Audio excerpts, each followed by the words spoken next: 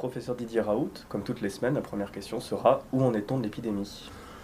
Nous, ici à Marseille, on voit qu'elle est en train de disparaître avec un seul cas hier détecté, malgré le fait qu'on ait testé plus de 1200 cas. Donc on voit bien que les choses sont en train de s'arrêter. La forme ici a une courbe en cloche. Cette cloche à Marseille, peut-être du fait que nous avons systématiquement diagnostiqué, traité les gens, on sait que le traitement diminue la durée du portage viral. Elle a duré, la cloche a duré en moyenne la moitié moins que ce que l'on voit dans la plupart des pays. Et la France et l'Italie ont une durée moyenne qui est plutôt plus longue que celle de la moitié des pays. Enfin, elles ont la même tendance et on voit que un peu partout les choses sont en train de s'arrêter, qu'il s'agisse des cas détectés, à condition de les avoir. Nous, on a tous les cas détectés, mais les cas hospitalisés en réanimation, les morts, ça sera un peu plus long parce que malheureusement, il restera quelques morts qui sont actuellement en réanimation, qui vont apparaître. Et on voit que cet épisode-là est en train de se résoudre et qu'il n'y a nulle part de deuxième vague ou d'autres chameaux. C'est la courbe banale. Il y aura quelques cas sporadiques qui apparaîtront ici ou là. Éventuellement, s'il y a quelqu'un qui est super contagieux, il y aura quelques cas autour de lui, mais tout ça ne traduit plus une dynamique épidémique. Voilà. L'épidémie est en train de se terminer. Concernant les choix thérapeutiques qui peuvent être faits, qu'est-ce qui peut aujourd'hui les éclairer et quels essais et conduits pourraient aujourd'hui éclairer encore davantage les actions à mener? Déjà, ce qu'on voit, c'est que dans une épidémie comme celle-là, il y a des choses qu'il ne faut pas oublier. En particulier, c'est une épidémie avec un virus qu'on ne connaît pas, donc qu'on ne connaissait pas. Donc la plupart des spéculations qu'on avait faites sur ce virus étaient fausses. C'est une maladie différente, bien qu'elle soit une maladie respiratoire des autres. Elle atteint le poumon profondément plutôt qu'en superficie, ce qui veut dire que les signes respiratoires sont très tardifs, juste avant la réanimation. Deuxièmement, il ne faut pas que cette peur de cette épidémie qui semble avoir tout envahi finisse par remplacer ce qui est la médecine habituelle, c'est-à-dire il faut soigner les gens, il ne faut pas les laisser à la maison. Et d'ailleurs, c'est une leçon qui vient d'être donnée à la fois en Islande et en Suède, où ils ont des taux de mortalité très bas, et ils mettent en priorité le fait qu'ils ont fait du soin.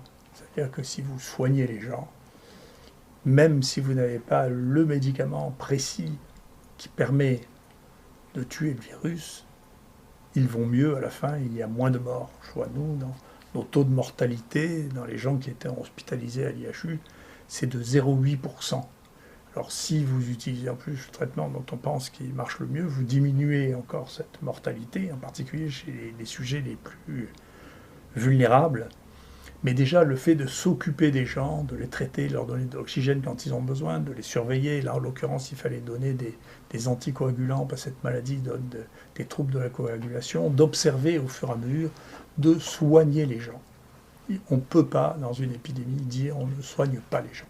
Voilà. Donc ça, je pense qu'il s'est mis en place là, quelque chose qui est très étonnant, c'est on ne soigne pas les gens. Ensuite, on interdit aux gens de prescrire des médicaments qui pourraient marcher, interdit aux médecins de le faire, ce qui n'empêche pas les gens qui étaient les plus riches et les plus fortunés de trouver comment se soigner quand même.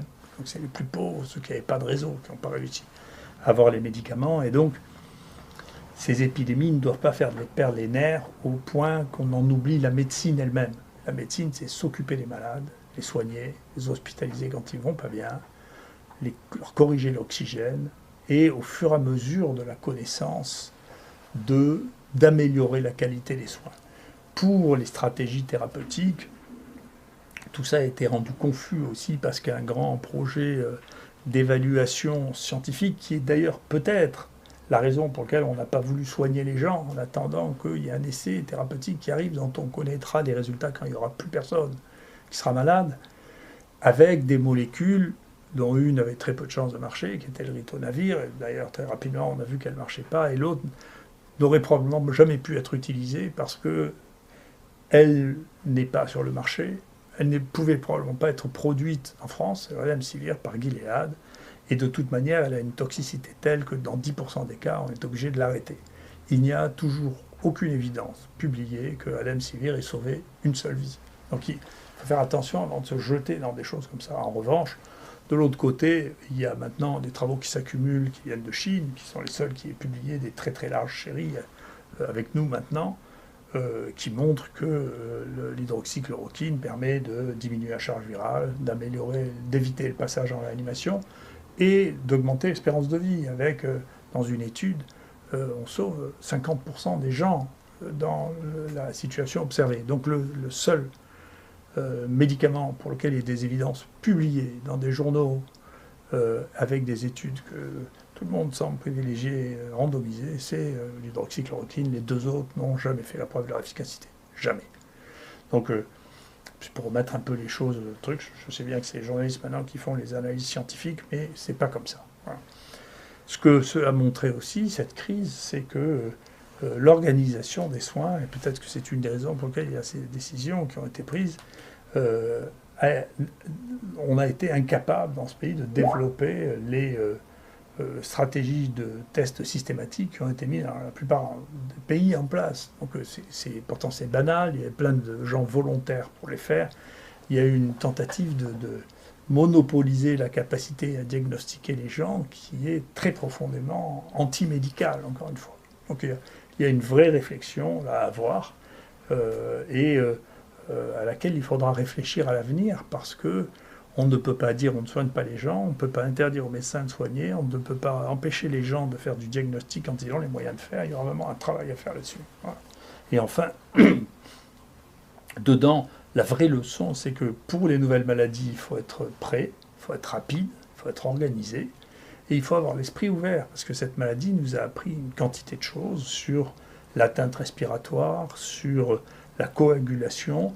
Maintenant, ce qu'on est en train de voir, est-ce qu'il va falloir organiser, c'est l'existence de séquelles, en particulier de fibrose, qui sont à un nombre qui n'est pas du tout négligeable. Nous, maintenant, ce que nous allons faire maintenant, ce que nous sommes en train de faire maintenant, c'est faire un plan pour détecter le plus tôt possible les gens qui vont faire des fibroses, parce qu'à des stades précoces, il y a des thérapeutiques qui sont susceptibles d'être mises en place, et que, compte tenu de la population considérable de gens qui ont été infectés et non diagnostiqués, je ne sais pas comment on pourra avoir accès à ces gens qui n'ont pas été diagnostiqués et qui ont fait cette maladie et qui vont peut-être évoluer vers la fibrose. Donc c'est un autre point sur lequel il faudra certainement qu'il y ait une réflexion faite pour savoir quelle est la meilleure stratégie. Donc j'espère qu'elle sera plus proche en tout cas de ce que je crois être la bonne manière de faire que ce que cela a été jusqu'à présent, puisque mes premiers conseils n'ont pas été suivis de beaucoup d'effets.